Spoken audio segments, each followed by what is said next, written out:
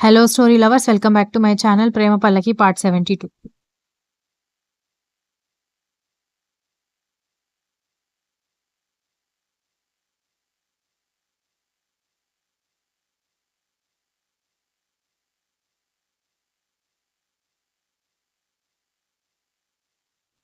అంటే మీ అమ్మాయి బాధ్యత నాకు అవసరం లేదని ఇండైరెక్ట్ గా చెప్తున్నావా అని వీరు అడిగేసరికి ఎన్ని నాటకాలు మా బావ దగ్గర అని తల కొట్టుకుంది మైథిలి.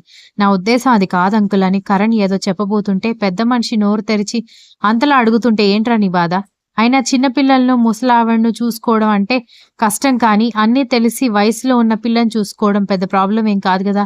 పైగా నిన్నేమైనా లైఫ్ లాంగ్ చూసుకోమని చెప్తున్నారా?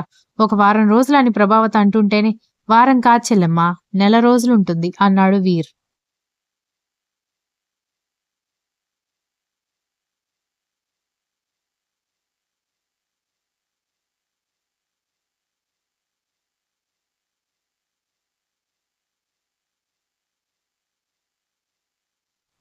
అంకుల్, నేను నెల రోజులు లేకపోతే నా కంపెనీ ఏమైపోతుందో ఆలోచించారా అని కరణ్ కంగారుగా అడిగేసరికి, ఆ నెల రోజులు నేను నీ కంపెనీ చూసుకుంటాను కరణ్ అన్నాడు ఆదిత్య. కరణ్ ధృతి వైపు చూసేసరికి ఆమె సైలెంట్ గా అందరి మాటలు వింటుంది. కానీ ఏం చెప్పకపోవడంతో ఇక్కడ అందరి ముందు నన్ను విలన్ చేసి ఎంత అమూల్ బేబీ లాగా నిలబడింది చూడు అనుకుంటూ మిస్ ధృతి అని పిలవడంతో టక్కున ధృతి తలెత్తి చూస్తే మిగిలిన వాళ్ళు కూడా మాట్లాడడం ఆపేసి కరణ్ వైపు చూశారు.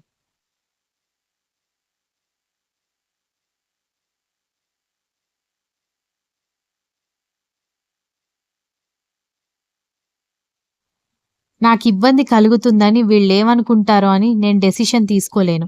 మీకు నాతో రావడం ఇష్టం ఉంటే అది మీరు చెప్తే నేను మీ బాధ్యత తీసుకుంటాను. లేదు మీకిష్టం లేదంటే మీ ఫ్యామిలీ మెంబర్స్‌కి ఓపెన్‌గా చెప్పండి. మీరు సైలెంట్‌గా ఉంటే ఇక్కడ అందరికీ నేను విలన్ లాగా కనిపిస్తానని అన్నాడు కరణ్. అతని మాటల్లో కోపం, కళ్ళల్లో చిరాకు క్లియర్‌గా కనిపిస్తుంటే మరొకరి మీద డిపెండ్ అవ్వడం ఎందుకు డాడీ?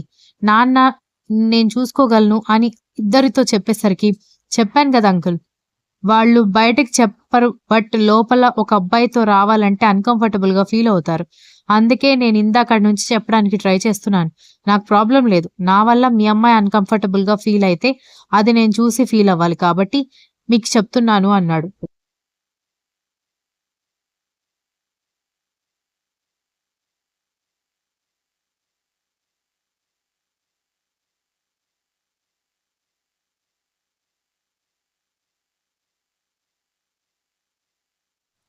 రాక్షసి పెంట చేసిందని చందన తిట్టుకుంటూ ఉంటే, అయితే నువ్వు వైజాగ్ వెళ్లాల్సిన అవసరం లేదు ధృతి, పద ఇంటికి వెళ్దామని అన్నాడు వీర్.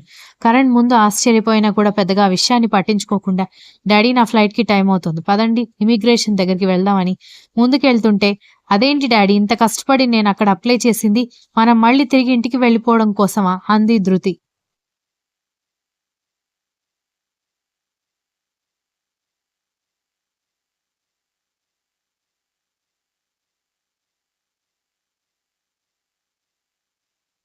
అక్కడ నువ్వు అన్‌కంఫర్టబుల్ గా ఫీల్ అవ్వడం నేను చూడలేను బేబీ. అసలక్కడ నేను అన్‌కంఫర్టబుల్ గా ఫీల్ అవుతానని మీరెందుకు అనుకుంటున్నారు? కరణ్ ఎప్పటినుంచి నీకు తెలుసు అని అడిగాడు వీర్.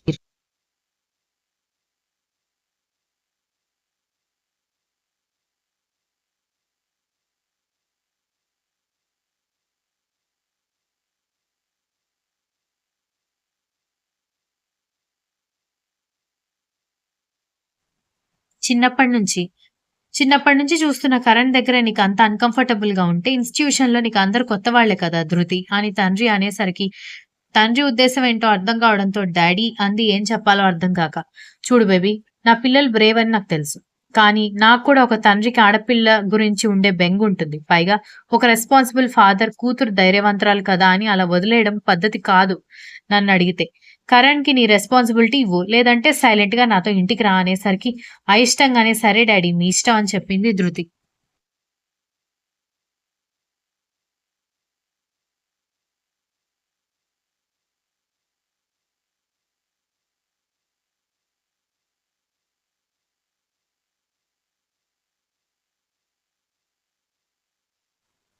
గుడ్ గర్ల్ అని చెప్పి మళ్ళీ వెనక్కొచ్చి ఇమిగ్రేషన్‌లోకి వెళ్ళిపోతున్న కరణ్ పేరు పెట్టి పిలవడంతో వెనక్కి తిరిగి చూసేసరికి కూతుర్ని తీసుకెళ్లి కరణ్ చేతిలో పెట్టి, ఇప్పుడు నా కూతురు బాధ్యత నీదే కరణ్ అన్నాడు.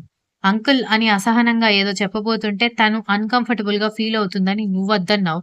ఇప్పుడు తను బాగానే ఉందని చెప్పేసరికి కరణ్ ధృతి వైపు చూస్తే ఆమె తలదించుకొని కనిపించింది.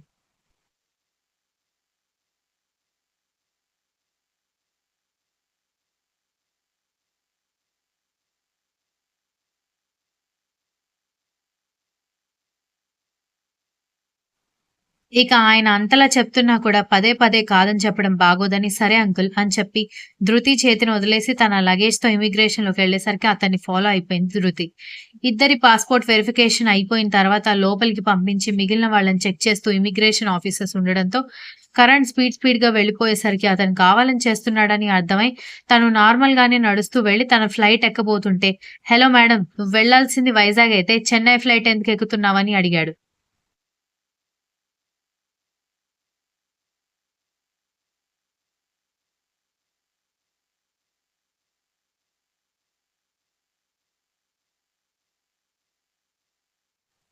ఫ్లైట్ నంబర్స్ 2 ఒక్క నంబర్ డిఫరెన్స్‌తో ఒకేలాగా ఉండడంతో కన్‌ఫ్యూజ్ అయిపోయిందని అర్థమై, బుర్ర గోక్కుంటూ ఉండడంతో వచ్చి ఇదెక్కు. పొరపాటున అదెక్కుంటే చెన్నై ఎయిర్‌పోర్ట్‌లో ల్యాండ్ అయ్యేదానివి అని వెటకారంగా అంటూ లోపలికెళ్ళి కూర్చున్నాడు.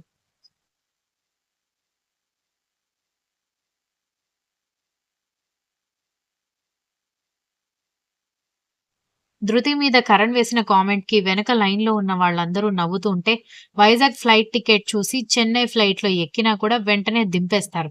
ఆ మాత్రం బ్రెయిన్ వాడికి లేదు, పళ్ళికిలించి నవ్వుతున్న మీకు కూడా లేదని కోపంగా చెప్పేసి, లోపలెక్కి కూర్చుని ఎయిర్ హోస్టెస్ సీట్ చూపించడంతో అటువైపు చూసిన ధృతి తల బాదుకుంది. కర్మ అని కరణ్ కూడా తల బాదుకుంటూ ఉంటే, "నువ్వెందుకు కొట్టుకుంటున్నావు? నేను కదా తల బాదుకోవాలని" చిరాకుగా చెప్పి లగేజ్ పైన పెట్టుకొని సమాధానమిచ్చింది ధృతి.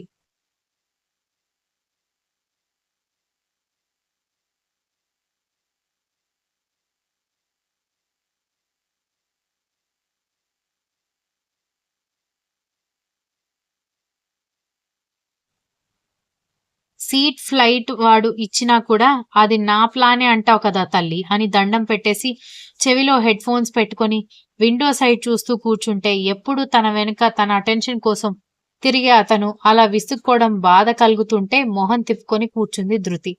"అంత బలవంతంగా కరణ్‌తో దాన్ని కలిపి పంపించడం ఎందుకు డాడీ? అందరికి ఇష్టం లేదంటే తెలిసి కూడా శక్తిని దితికి ఇచ్చి పెళ్లి చేశారు. ఎందుకంటే దితికి ఇష్టం కాబట్టి. కానీ ధృతికి ఇష్టం లేనప్పుడు ఎందుకు బలవంతం చేస్తున్నారని" అడిగాడు వంశీ.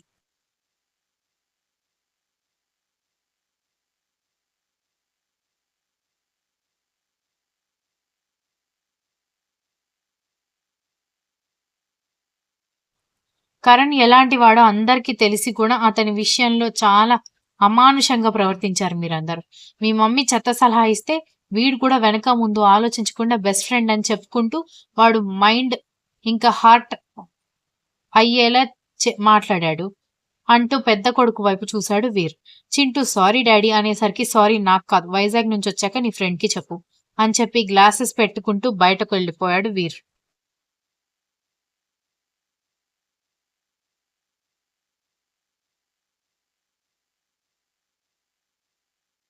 అందరూ ఆ వెనకే బయటికి కదిలారు. చాలా సేపు సాంగ్స్ విని బోర్ కొట్టడంతో పక్కకి తిరిగి చూసేసరికి ధృతి నిద్ర ఆపుకోవడానికి ట్రై చేస్తూ ఉండడంతో మళ్ళీ విండో వైపు చూస్తూ కూర్చున్నాడు కరణ్. కాసేపటికి భుజం మీద బరువు పడినట్టుగా అనిపించేసరికి పిడికిలి బిగించి కళ్ళు గట్టిగా మూసుకొని తన హార్ట్ బీట్ నార్మల్ చేసుకోవడానికి ట్రై చేసి మెల్లగా ఆమె తలని సీట్ మీదకి అడ్జస్ట్ చేసి పక్కకు జరిగి కూర్చున్నాడు.